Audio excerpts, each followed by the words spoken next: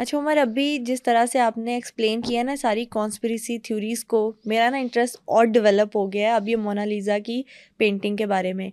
कुछ लोगों का ये भी मानना है कि जो दा विंची थे उन्होंने 15 से 16 साल लगाए सिंगल पेंटिंग को बनाने में, और फिर भी पेंटिंग कंप्लीट नहीं हुई, या वो पेंटिंग कंप्लीट करने से पहले ही मर गए। बिल्कुल ऐसी, बल्कि ये पेंटिंग कंप्लीट नहीं है। जिस तरह हमने कहा कि 1519 में उन मर गए थे, तब भी ये पेंटिंग कंप्लीट इसको नहीं कहा जाता, यानी ये नहीं कहा जाता कंप्लीट, हाफ लेंथ की पेंटिंग है। यानी ये टेक्निक आज की है। यहाँ से आप देखें मिडिवल दौर में, अगर आप देखें ना उस दौर में जिसके हम बात कर रहे हैं, सही। पेंटिंग फुल होती थी, यानी फुल एक स्केच करके किसी किंग का, क्वीन का, किसी औरत। ये हाफ पोर्ट्रेट है, ये आज के लिए तो बड़े सादा बात है। आज हमारे आम बात है जी, पासपोर्ट साइज तस्वीर चाहिए, हाफ, या शनाख्ती कार्ड तस्वीर चाहिए, ये हाफ पोर्ट्रेट।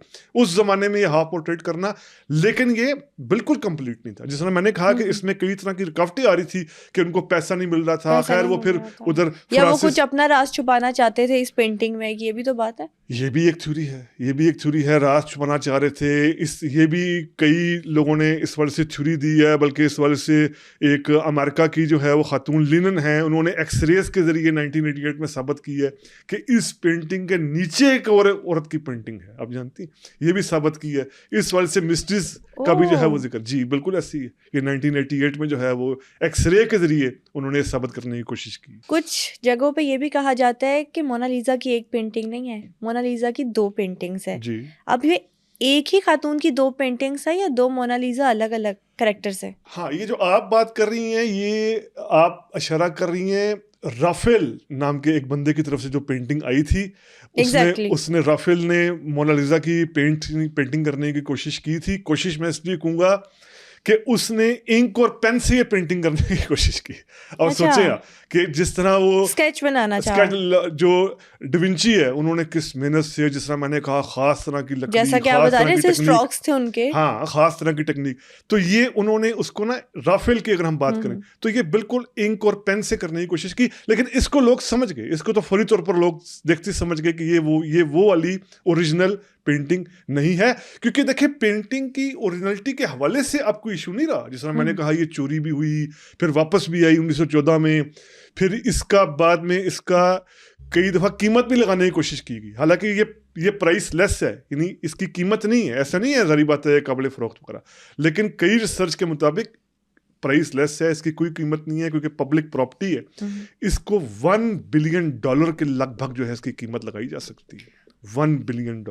ये आर्ट के माहिरीन कह रहे हैं, आर्ट के माहिरीन, हम नहीं कह रहे कि यार इतने की होएगी सारा, इतनी इसकी जो कहता है, लेकिन ये फिर भी प्राइस लेस है।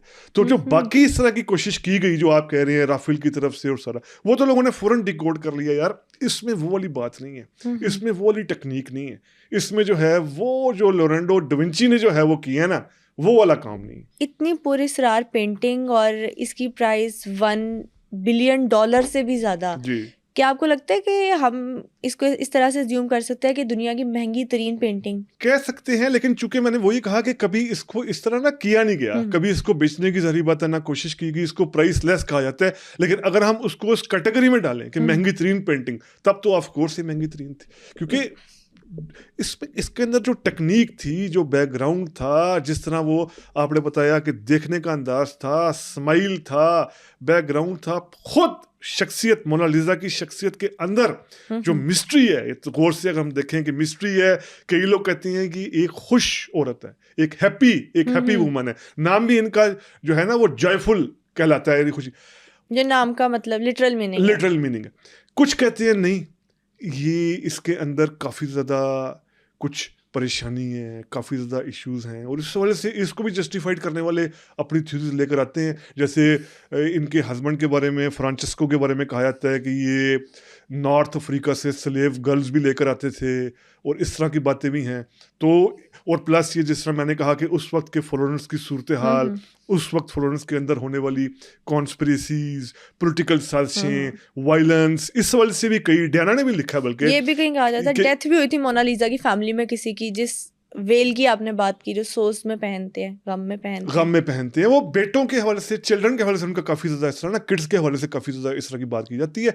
तो ये भी एक है। अभी भी यानी जो आर्ट के माहिरीन है, वो एक इस पर इस्टेब्लिश्ड नहीं है कि ये एक हैप्पी, एक खुश औरत का अक्कासी है या एक परेशान, एक दुखी जिसके अंदर बहुत कुछ है, जिसने बहुत कुछ सहा है, उसकी जो है वो परेशानी है। अभी भी ये चीज़ मुकम्मल डिकोड नहीं हो पाई। अच्छा, स्माइल की वजह से पेंटिंग फेमस है, लेकिन यही फिगर आउट नहीं किया जा रहा कि वो पेंटिंग में परेशान है कि हंस रही है। ये भी कुछ कहा जाता है लोगों की तरफ से कि जो दा विंची थे उन्होंने कई मुर्दों के साथ और जानवरों के साथ कई दिन गुजारे ताकि वो स्पेसिफिक स्माइल मोनालिसा की ड्रॉ कर सके। बिल्कुल, और जानवरों में स्पेसिफिक हम करते हैं घोड़ों के साथ। घोड़ों के साथ उन्होंने एक जो है ना, खातून की स्माइल ड्रॉ करने के लिए खातून घोड़ों के की साथ दिन। स्माइल ड्रॉ करने के लिए एक तो जिस तरह आपने खुद कहा कुछ लाशों के साथ, मुर्दा लाशों के साथ, और प्लस ये जो कहा जाता है कई घोड़ों के साथ भी इस तरह किया। और ये बात भी दावे से जो आर्ट के माहिरीन हैं, जो आर्ट के हिस्टोरियन हैं, आर्ट के रिसर्चर हैं, वो इस दावे से कहते हैं कभी दुनिया में किसी पेंटर ने, चाहे हम एंशंट दौर की बात करें, वही ग्रीक सिविलाइजेशन की बात करें, रोमन दौर की बात करें, मिडीवल पीरियड की बात करें, इवन के आज के मॉडर्न पीरियड की बात कर लें, किसी ने इस तरह नहीं किया होगा कि मुर्दा लाशों के से भी जो है वो इस तरह, और बिल्कुल। प्लस घोड़ों के पास जाकर भी इस तरह से खोज करने की कोशिश करे, और उस खोज के बाद फिर जो है वो इस तरह की पेंटिंग सामने लेकर तो आए। रीजन क्या थी इन सब चीजों के पीछे, इन मुर्दों के साथ दिन गुजारने के, घोड़ों के साथ दिन गुजारने के? उस स्पिरिट को समझिए, मैं फिर वही कहूँगा, वो स्पिरिट थी तलाश करने की, एडवेंचर की, दोबारा से चीज़ों को सीख करो, दोबारा से चीज़ों को तलाश करो।